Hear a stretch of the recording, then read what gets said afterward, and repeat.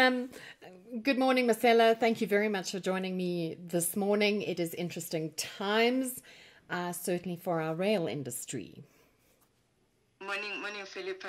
Indeed, interesting times for the world, for our country, and particularly for business. South Africa is largely dominated by small businesses. It will be interesting to see how those small businesses survive this pandemic. And if you're on lockdown, I mean, the ripple effect is going to be felt for a very long time. And the kind of workers that we have as a country, unfortunately, we don't have knowledge workers. The majority is not knowledge workers, but rather unskilled workers. So that is going to have a severe impact on the economy and the industry itself. So I'm interested to hear. So prior to COVID-19, before we get into Transnet's position and what's going to happen there, the rail industry in South Africa was experiencing some serious challenges. Challenges, I'll call it a bloodbath. I mean, a number of companies have closed down because of the problems that we've seen from lack of procurement from both state-owned entities and the troubles that we know that they've been going through. The few companies that have managed to survive are the companies that have diversified not only locally but on the export market, of which we strongly encourage. So the impact is going to be felt for a very long time. But having said that, perhaps your teams at PRASA now have a breather to work a little bit without stress. I'm hoping that after the lockdown, we have a clearer direction. I mean, having things slow down will give the administrator and his team to work a little bit faster on some issues. Absolutely, because there are some things that seem to be creeping through the system and showing even more gaps at PRASA, despite being under administration. So let's hope now that passenger services, which are not moving, so that's short and long distance for PRASA and Metro Rail, and also for Gautrain. So many of our companies in the rail sector, as you mentioned, have diversified to into export markets. Now with COVID, that comes abruptly to a halt. Look, we're going to be affected either way, whether you're in rail, whether you are in energy, steel manufacturing, we're going to be affected. But Yes. The thing is, this is a great opportunity for innovation. How do we respond this going forward? How do we prepare our companies to come up with innovative solutions? For instance, I know there's a company that has not made headway in terms of their product that has been supplying film to the medical industry. That film is antibacterial, meaning bacteria cannot sit on it. So it's going to be interesting times, but not only in terms of innovation. Governments are spending lots of money at the moment in fighting the pandemic. So therefore, there's no money to spend on infrastructure projects, meaning the economy will be affected. So we will be forced to have your triple P type of engagements or projects where we have to find exotic ways, I call it, of financing, exotic ways of doing business, particularly on the continent. And I like to drive back to, we have seen a lot of procurement taking place. If the economy is not doing well in South Africa, particularly in terms of Transnet, the large fleet that they've procured, what are they going to do with it? And this is where the rail protocol comes into being, that when you adopt or when you use certain instruments to kickstart the economy, legal instrument to kickstart the economy, then this is a perfect time to have that ratified, because the governments will not have money.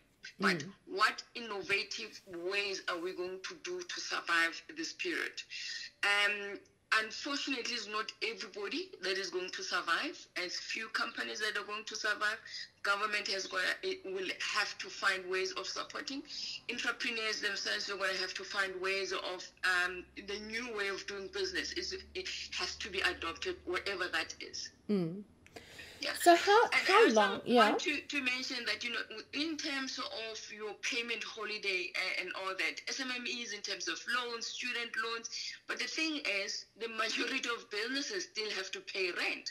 Now you're not generating an income, and you are more or less compelled to pay salaries and wages, but you still have your overheads. Your overheads you cannot get rid of.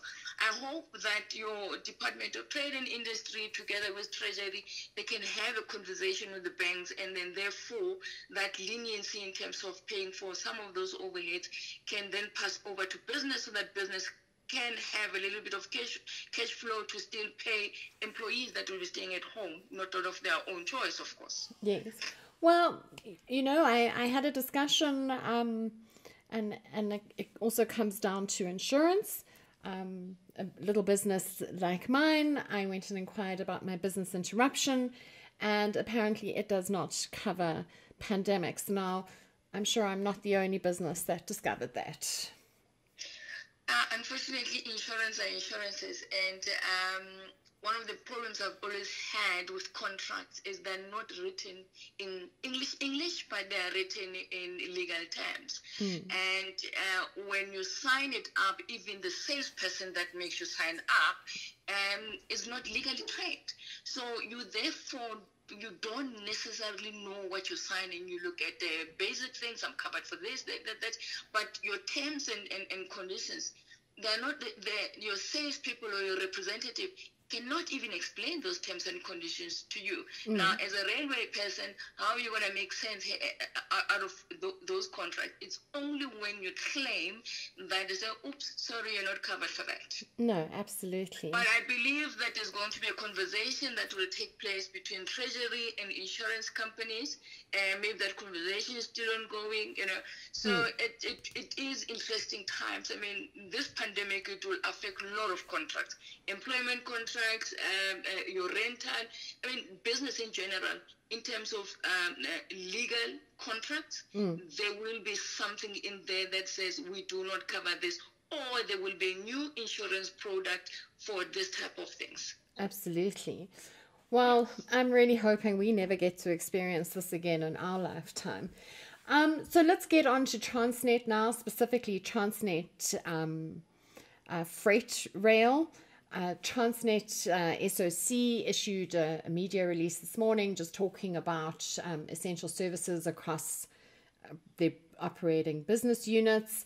They've spoken about freight rail, they've spoken about pipes, they've spoken about ports. They did not mention anything about Transnet engineering in here, but specifically Transnet freight rail, they will be continuing operations in terms of transporting coal to Eskom power stations. Obviously, the blue train has come to an end.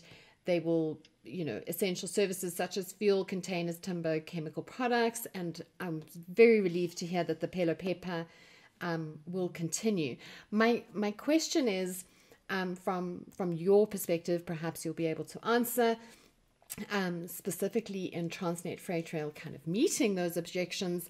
I would have thought that some of the companies in the supply chain would have been deemed essential in order to support Transnet Freight Rail during this time. But I don't see any information on that. To define essential services, I think in terms of the Labour Relations Act, Section 213, read together with Section 71, subsection 8, it defines what essential services is. In relation, answering the TE, Transnet Engineering part, they may not be considered essential services for Transnet Freight Rail. The type of services that they provide can be defined as essential services. But as you mentioned, there's not been any communication in terms of support, in terms of maintenance. So we're living in a very fluid period. I think if there will be a number of changes in terms of directives that have been given by government, and it will be as and when, the only term that I like, only this time. And change, but the problem is when you have not communicated these things in time, then your maintenance crew are not able to respond in time. But I know that Railway Safety Regulator has requested Transnet Site Rail to place measures in place to also inform them that there's the safety requirement in terms of their permit is not suspended. So we're hoping that there will be a better communication next time in terms of their requirements. And although they would have scaled down, but they do need some form of maintenance. Okay. All right. Well, should they put out another release, I'm sure that we will have another conversation. Is there any message of kind of hope or happiness that you as the Railroad Association can pass on to our industry? I think we're living in interesting times, and the real entrepreneurs will come out. And because entrepreneurs in their nature, they're innovative, will not see this time and as a challenge, but rather as an opportunity to be innovative on how we do business, on how we develop new products.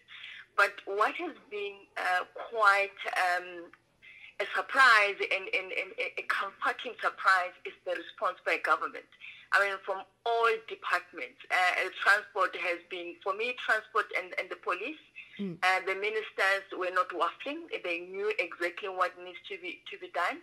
And the direction, you see, it might be detailed there and there that is not clear, but there's always communication coming out in terms of clarification.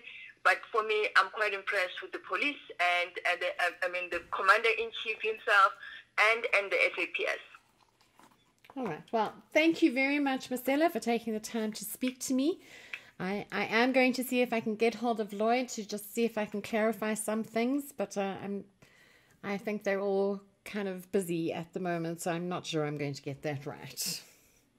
Well, good luck. I've been struggling to get communication from TFR. I think they've been busy planning, scheduling, probably getting the right people in place to be part of the essential services.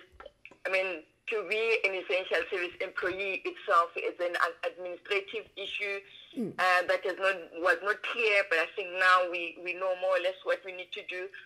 But what I was hoping for was that those employees that are considered essential, then the essential employer would have provided transport. It's still heartbreaking to see people standing at the taxi rank identified as essential services, whereas the essential employer has not provided transport for them. Yes.